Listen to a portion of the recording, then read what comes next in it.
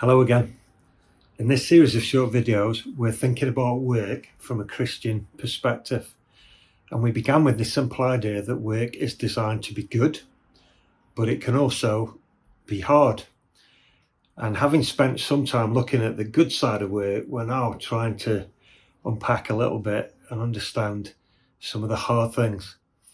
Last time I suggested that the reason work is hard, we could potentially break it down into two reasons. One is that the environments that we work in are often broken and dysfunctional. And the second reason relates more to the fact that we ourselves can sometimes be part of the problem. So we're going to take these two ideas in turn. Now, there are lots of reasons why working environments can be difficult. So let me try and just summarize 5 broad themes. The first of these is the idea of meaning. One of the biggest issues can be that often there is a massive gap between what we do in our work and any visible results. And we find ourselves asking, does our work mean anything? Sometimes we have the feeling of being a very small cog in a really big machine. Sometimes companies have layoffs to cut costs, and we experience the trauma of redundancy. Or maybe if we keep our jobs, we end up then being overworked. Sometimes it seems that we have all the right skills and no opportunity. And other times there seems to be opportunities and we don't have the appropriate skills. And the idea of meaning and purpose in our work can seem so elusive. A second broad theme is the fact that economic systems themselves are flawed. Competition is fierce. Change and pressure are often constant. There can be a ruthlessness and a competitiveness in work environments that is so frustrating. Sometimes in the end, money becomes more important than people. And so fairness can also seem like a dream rather than a reality. And that kind of overlaps a little bit with the idea of ethics. Sometimes the very idea of competitiveness leads to corners being cut and compromises being made. Sometimes staff can be asked to be part of processes and systems that are designed to exploit. There is seductive advertising that can very often lean into dishonesty. In some workplaces, there can be a kind of peer pressure that suppresses individual challenge, where any attempt to make improvements is met with, this is just the way we do things here.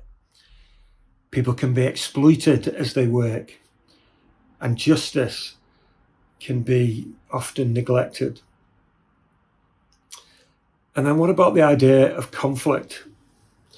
The issue of personal chemistry. For some people, work would be great if it wasn't for the people there and the customers. Some people, I think, have enjoyed working from home during COVID restrictions so that they won't have to face difficult colleagues or bullying bosses. Many workplaces, of course, will be happy places to work, but some environments can be tense and fractious. And then lastly, what about the idea of futility? What I mean by that is that sometimes, even when we have done our best work to the best of our ability, we don't get the rewards that we deserve. Work can sometimes just be very disappointing. What about the farmer who toils all year and then floods wreck his harvest? Maybe someone else gets the credit for a project that we've delivered, or something we were working on for a very long time suddenly, inexplicably gets canned. Or maybe an application for funding is rejected and something that would have been good now cannot happen.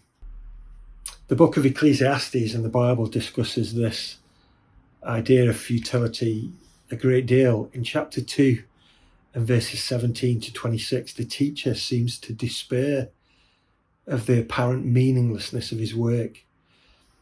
And then in chapter 4, he goes on to talk about oppression and jealousy and loneliness in his work. And at the end of verse 8 in chapter 4, he comes to the conclusion that all of this is just a miserable business. So apologies for this session focusing on some of the hard things, but here we are, amazingly, with a Bible that holds up in front of us this amazing God-inspired good vision of what work is meant to be. And then also this honest reality of how difficult and disappointing and frustrating our working environments can be in this fallen world. Why not have a think about which of these themes you've experienced in your own work, and what others I haven't thought of that maybe you could add to this brief list. And then what we'll do next time is think about some of the important resources we have as Christian believers to face these realities. So join us next time for that, and thanks for watching this video.